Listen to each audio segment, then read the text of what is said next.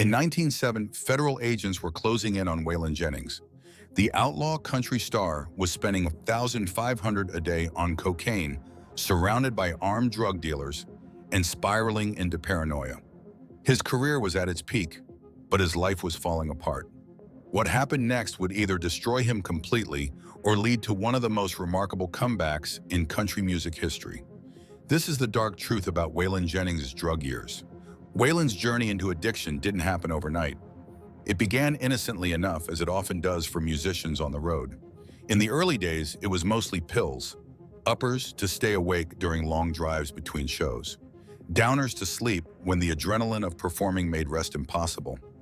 By the early 1970s, Waylon had already established himself as a formidable presence in country music. His distinctive sound, a blend of traditional country, rock rhythms, and his commanding baritone voice, was winning him a growing audience. But it was also during this time that cocaine entered the picture. At first, cocaine seemed like the perfect drug for a touring musician. It provided energy, confidence, and a sense of invincibility. For Waylon, who had always struggled with insecurity despite his tough exterior, cocaine temporarily silenced the doubts. It also helped him maintain the outlaw persona that fans had come to expect. Cocaine was different from anything I'd ever experienced, Waylon later recalled. It made me feel like Superman.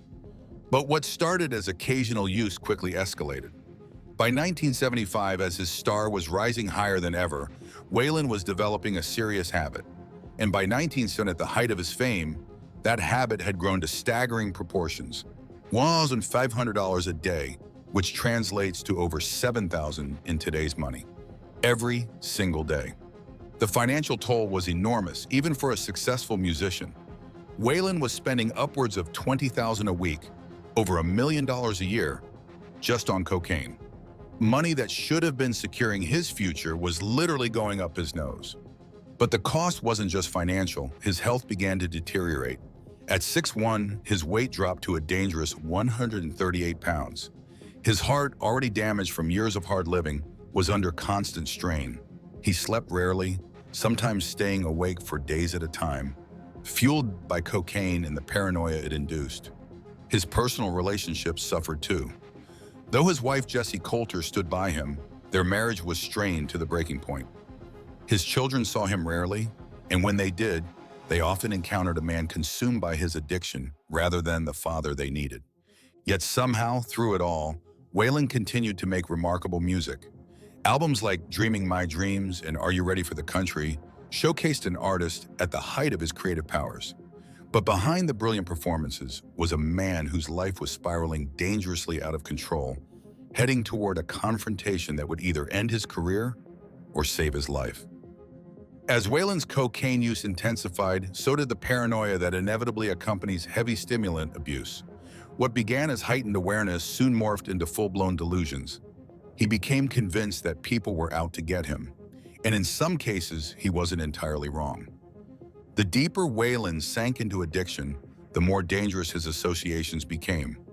To maintain a $1,500 a day habit, he needed reliable suppliers. And in the 1970s, that meant dealing with some genuinely dangerous characters. These weren't small-time dealers, but organized criminals who saw Waylon as both a valuable customer and a potential liability. Waylon's home in Nashville became a fortress. He installed elaborate security systems, kept the curtains drawn at all times, and most disturbingly, began sleeping with guns. Not just one, but several. A .357 Magnum under his pillow, a shotgun propped against the nightstand, pistols stashed throughout the house. "I had guns everywhere," Waylon later admitted. "I was convinced someone was coming to kill me. And the crazy thing is, they probably were." His paranoia led him to set up booby traps around his property, tripwires connected to alarms, strategically placed obstacles that would alert him to intruders. He would spend hours peering through the blinds, watching for suspicious vehicles or unfamiliar faces. The irony wasn't lost on those close to him. The man who had built his career on projecting fearlessness was living in constant fear. The outlaw who defied authority was now jumping at shadows. One particularly harrowing incident occurred when a drug deal went wrong. Waylon found himself staring down the barrel of a gun held by a dealer who believed he'd been shortchanged. Only Waylon's reputation and the intervention of a mutual acquaintance prevented the situation from turning deadly. His longtime friend and fellow outlaw, Willie Nelson, tried to intervene. "Willie would come over and try to talk some sense into me," Waylon recalled. "But when you're that deep into cocaine, sense is the last thing you're interested in." Even on tour, the Paranoia followed him. He would insist on changing hotel rooms multiple times, convinced that federal agents or rival dealers had bugged his accommodations. His band members watched helplessly as their leader descended further into addiction-fueled madness. Through it all, the cocaine kept flowing, and as Waylon's behavior became more erratic, more people took notice, including federal narcotics agents who had begun building a case against not just the dealers who supplied him, but Waylon himself. The noose was tightening, and it was only a matter of time before everything came crashing down. By the summer of 1977, Waylon Jennings wasn't just battling his addiction, he was fighting to stay out of prison. Federal narcotics agents had launched a major investigation into cocaine trafficking in Nashville, and Waylon's name kept coming up in their surveillance. The Drug Enforcement Administration had been monitoring Waylon's activities for months. They had informants, wiretaps, and agents following his movements. What they discovered was alarming. Not only was Waylon a heavy user, but he was also involved in distribution, albeit primarily to his inner circle rather than for profit. In August 1970, the investigation reached its climax. DEA agents were preparing to raid Waylon's recording studio and home, armed with warrants that could have resulted in charges carrying up to 20 years in federal prison. For a man in his late 30s with a severe addiction, such a sentence would have effectively ended not just his career, but possibly his life. What Waylon didn't know was that he had been tipped off.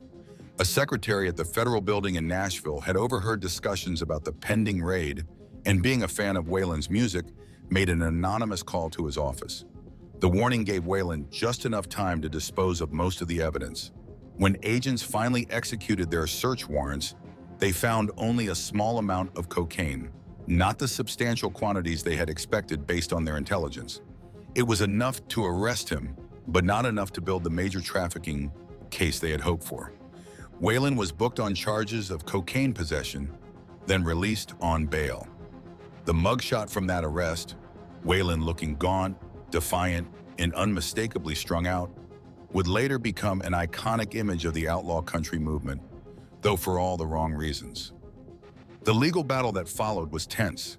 Waylon's attorneys worked frantically to negotiate with prosecutors, while Waylon himself continued using cocaine, even as he faced the possibility of a lengthy prison sentence for that very substance.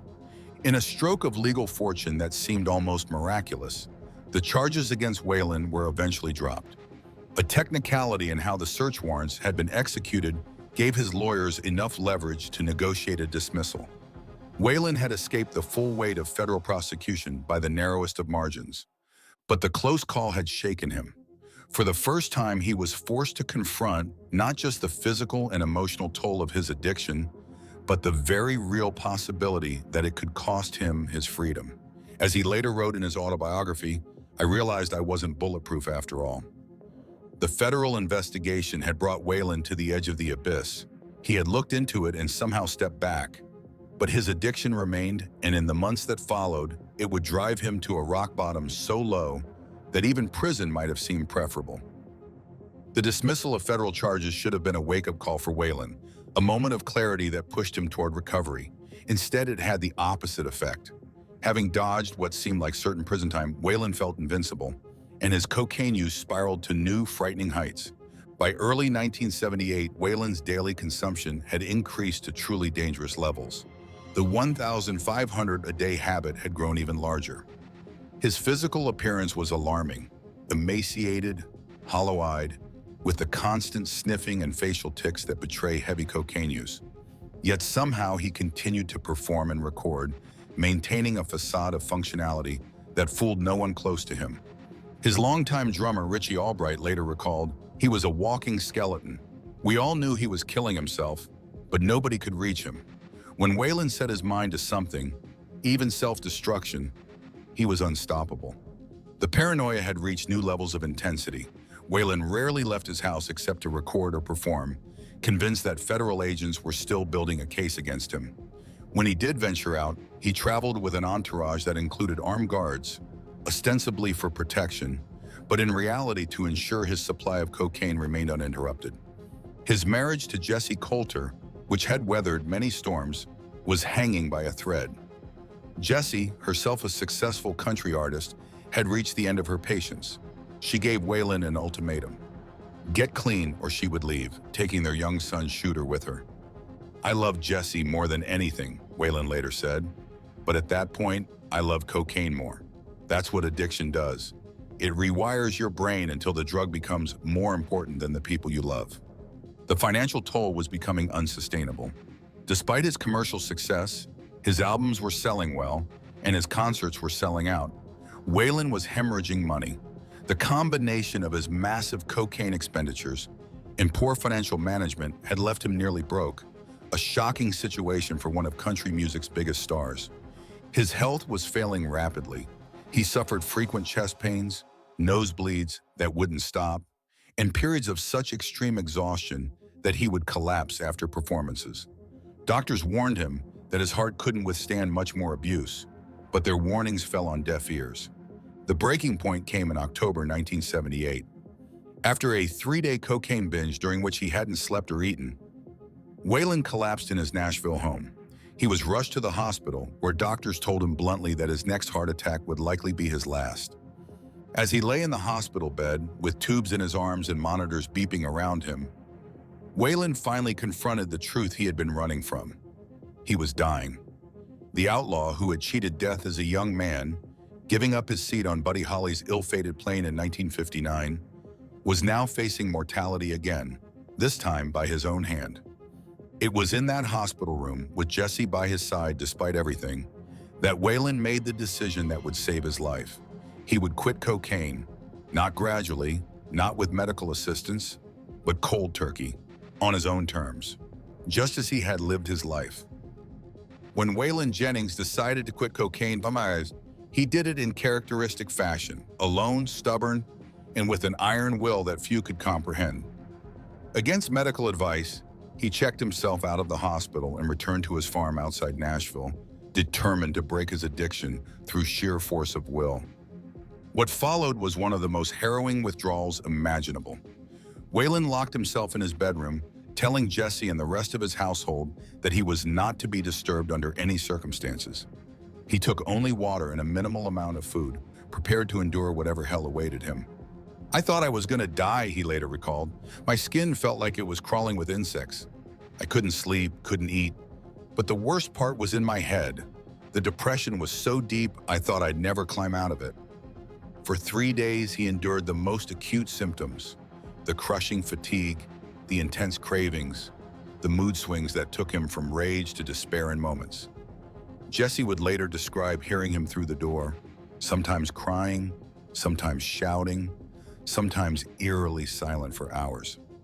On the 4th day, Waylon emerged from the bedroom. He was gaunt, unshaven, with dark circles under his eyes, but there was a clarity in his gaze that had been absent for years. The acute withdrawal had passed, but he knew the battle was far from over. What helped him stay clean wasn't rehab or support groups. Waylon was too independent for such approaches. Instead, it was music. He threw himself into writing and recording with a renewed passion, channeling the raw emotions of withdrawal and recovery into some of the most powerful songs of his career.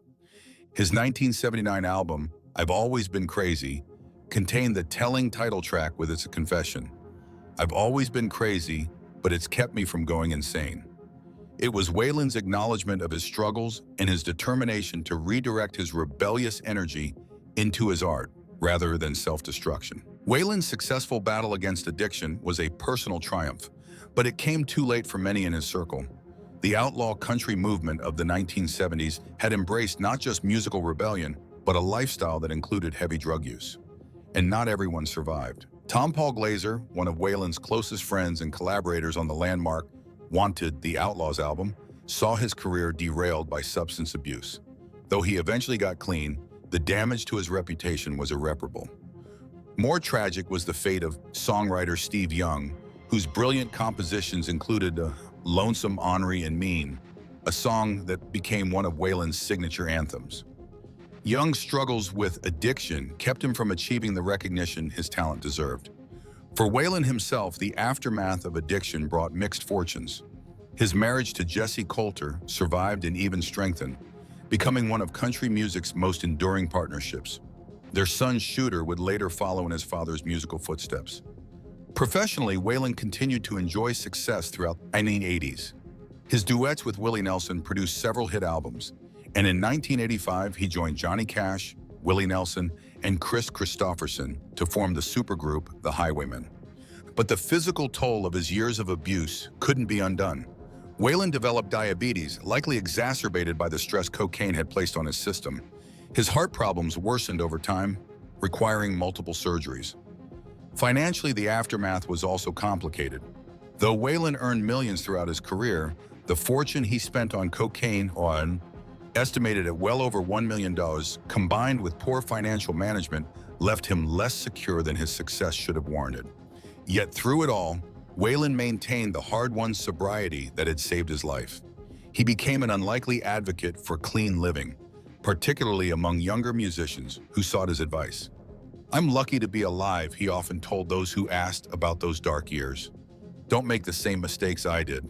It's not worth it." When Waylon Jennings died on February 13, 2002, at the age of 64, the obituaries inevitably mentioned his outlaw image and his battle with addiction. But they also celebrated something more important: his redemption. The man who had nearly destroyed himself with cocaine had not only survived, but had gone on to create some of his most enduring music after getting clean. Waylon's post-addiction career included not just continued commercial success, but artistic growth. Albums like The Eagle, 1990, and Waymore's Blues Part 2, 1994, showcased a maturity and depth that built upon his earlier work. His voice, always powerful, took on new emotional resonance as he sang from the perspective of a man who had seen the darkness and returned to tell the tale. His influence on country music cannot be overstated. Along with Willie Nelson, Johnny Cash, and Kris Kristofferson, Waylon created a template for artistic independence that changed Nashville forever.